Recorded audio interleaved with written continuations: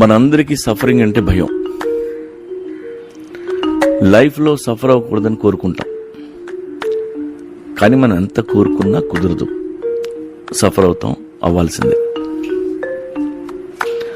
పుట్టినప్పుడు సఫర్ అవుతూనే మొట్టమొదటిసారి ఏడుస్తాం, ఊపిరి పీలుస్తాం. చివరిలో ఊపిరి వదిలేయమంటే అప్పుడు కూడా సఫర్ అవుతాం. సో సఫరింగ్ని అలో చేయండి, యాక్సెప్ట్ చేయండి, ఎక్స్పీరియన్స్ ఇట్. కష్టాలు పడండి, కన్నీళ్లు రాలనివ్వండి, రక్తం కారనివ్వండి. ఇట్స్ ఎ మూమెంట్, అంతే.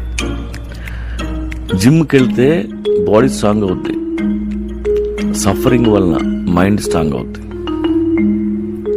ఒక ఫేజ్లో కొన్ని దరిద్రాలు మనం చూడగలిగాం అంటే we had a fantastic workout అని ఫీల్ అవ్వండి. ఫ్రెష్గా తలస్నానం చేసి వేరే పని చూసుకోండి.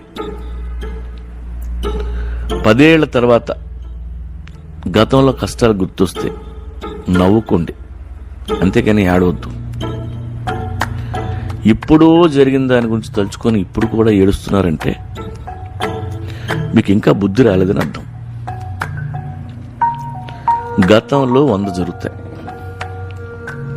నేను అప్పుడు అన్ని కష్టాలు పడ్డాను, మాకు తినడానికి తిండి లేదు, అప్పుల కోసం ఆస్తులు అమ్మినాం, ప్రేమిస్తే మోసం చేశారు, నమ్మితే గుండెలో పొడిచారు అని పాతవన్నీ గుర్తు తెచ్చుకుని ఏడుస్తున్నావంటే నీకు బుర్ర పెరగలేదని అర్థం. కష్టాలు తలుచుకొని ఫ్యూచర్లో నవ్వుకోగలగాలి. గతం గతః, ఆ రోజులు అయిపోయినాయి, పేజీలు తిరిగిపోయినాయి. మన జీవితం ఒక సినిమా.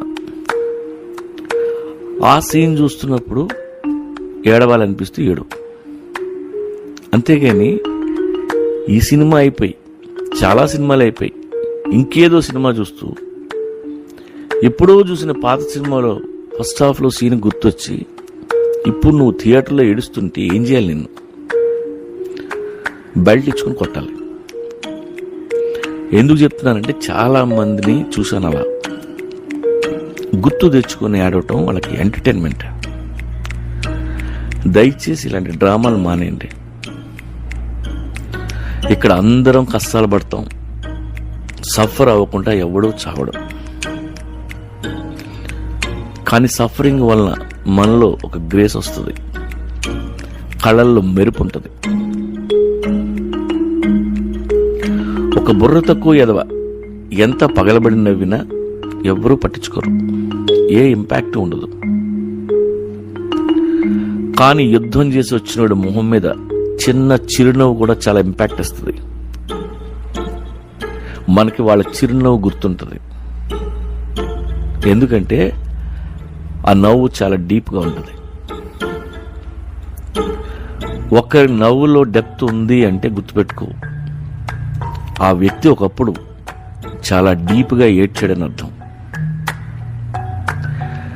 జీవితంలో నిజంగా ఏడ్చిన వాళ్లే నిజంగా నవ్వగలరు. Suffering is a wonderful opportunity. It's a great workout. Don't escape.